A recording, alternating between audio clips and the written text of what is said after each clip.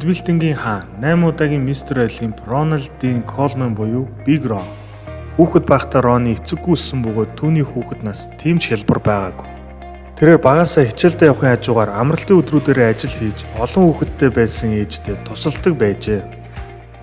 Түүнд жоохон ч гэсэн чөлөө цаг гармагц тэрээр сакс болон бейсбол тоглож өнгөрөөдөг байсан. Роныг түүний найз нар нь маш хөдөлмөрч хүүхэд гэдэг байсан. Гэхдээ бурхан түүнд хөдөлмөрч зангаас гадна гайхалтай генетик хайрлажээ. Гайхалтай генетик гэхээр үшээ 12 настай байхдаа Роны том булчинлаг атлетик биетэй байсан байна. Нэгэн удаа жаалхүү Роны сургуулийнхаа жим рүү шагааж төмөр өргөж байсан залуусыг харж анх сайн учрыг нь ололгүй пауэрлифтингээр хичээлж эхэлжээ. Мөн тэрээр тухайн үедээ Америк хөлбөмбөг тоглодог байсан бөгөөд энэ спортоо хаяалгүй давхар хүчний бэлтгэл хийж байсан байна.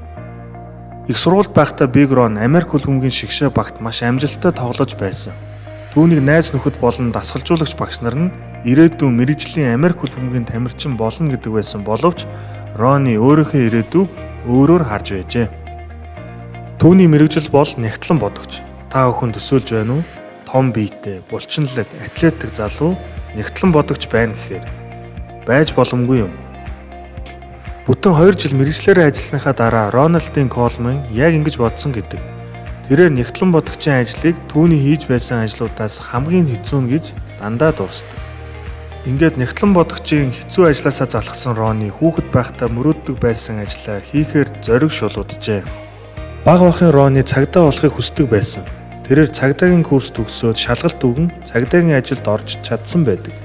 Ингээд хүүхэд насныхаа мөрөөдлийг биелүүлж цагдаа болсны дараа Роны цагдаагийн ажилчин нарт зориулсан умгархан зааланд бэлтгэлээ шаргууд хийдэг байсан. Гэтэл нэгэн удаа түүний найз нь хоёулаа метрофлекст бэлтгэл хий гэж дууджээ. Роны ч сайн төхөөрөмжтэй том жимд бэлтгэл хийхээс татгалзсангүй. Метрофлексийн эзэн тамирчин дасгалжуулагч болох Брайан Добсон түүнийг анх хараад шууд очин "Чи ирээдүйн мистер Олимп болно. Бодибилдингийн тэмцээнд орох хэрэгтэй" гэжээ. Энэ үед дөнгөж цагдаа болсон Роны дэглэн барьж тайзан дээр плавкта зогсно гэхээс санаа зовн нилээн эргэлзжээ. Брайан Добсон эргэлзэж буй Роныг хараад "За хэрвээ чи зөвшөөрөх юм бол би чамайг зааландаа үнэгүй хичээллүүлье" гэжээ. Энэ үед Роны үнэгүй юм бол яагаа болохгүй гэж бодон зөвшөөрсөн гэдэг.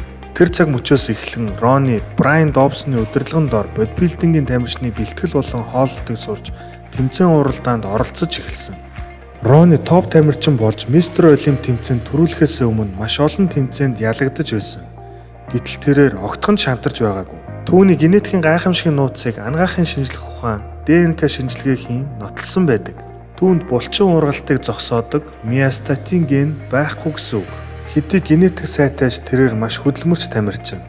Мистер Олимп тэмцээнд 8 удаа авраг болсон рекордын эзэмшигч. Миний бодлоор Роны Колман бүх цаг үеийн хамгийн шилдэг бодибилдер. Та бүхэн боддоо тэрээр метрофлекст Брайан Добсон багштайгаа таараагүй бол хүн төрөлхтний энэ агуу бодибилдерийг бид мэдж харж чадахгүй өнгөрөх нь байна. Яг үүнтэй адил манай залуучууд натуралаар хичээллэх үед таны генетик, таныг энэ спортод амжилт үзүүлэх хэсгийг хилээд өгөх болно. Өөрөөр хэлбэл хэн нэгэн багш таныг Брайан Добсон шиг шууд анзаарна гэсэн үг. Энэ бичлэг бол Биг Роныгийн тэр метрофлекст багштайгаа уулзсны дараа орсон анхны тэмцээн.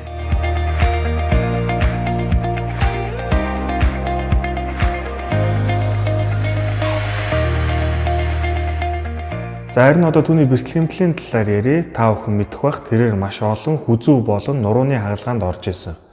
Тэрээр энэхүү эрүүл мэндийн асуудлаа генетиктэйгээ холбож мөн огт харамсахгүй байна гэж ярьдаг байсан.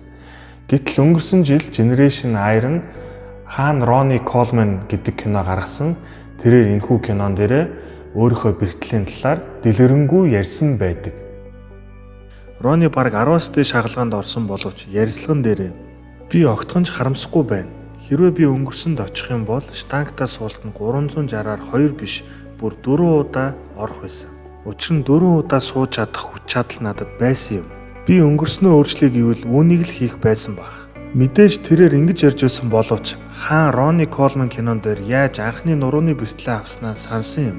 Энэ азгүй үйл явдал нь 1996 оны 12 сард Арнольд Классик тэмцээнд бэлдэж байх үеэр нь тохиолдож 260 кг-ын штангтаа сууж байгаад 8 дахь давталтан дээр гинэд нуруугаар нь хатгуулan штангаа хойшоо шидэж дотор нь нэг юм хүчтэй гихтнах шиг чимээ гарчээ.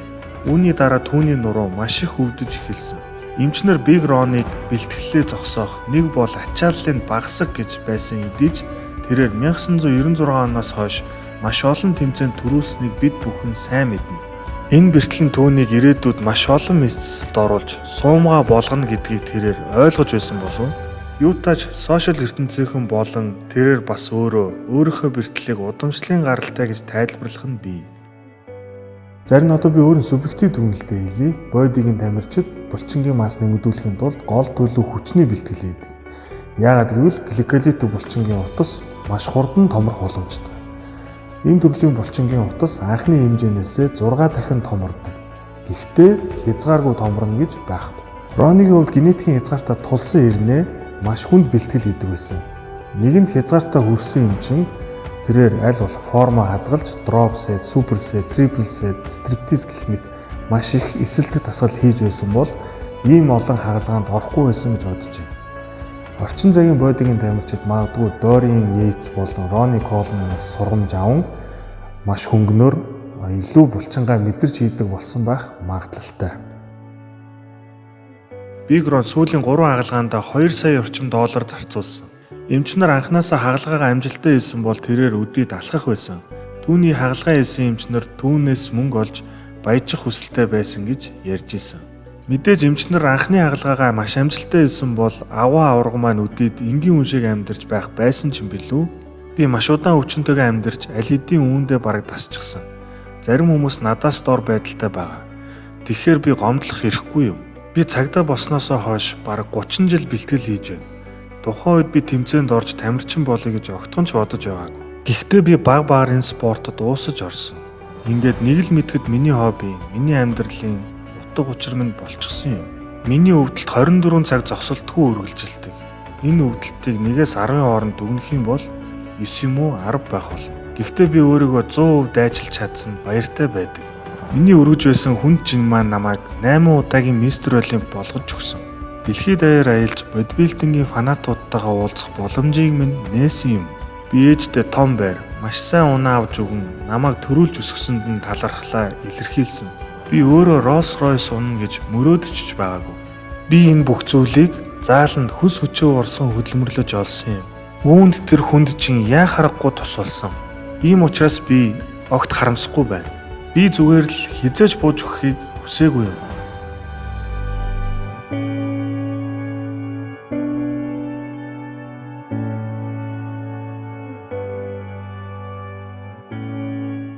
Хэрвээ тань энэхүү бичлэг таалагдсан бол лайк дар subscribe хийгээрэй. Мөн Рони Колманы тухай юу гэж бодож байгаа комент хэсэгт заавал үлдээгээрэй. Ингээд удахгүй уулзтлаа. Түр баяртай.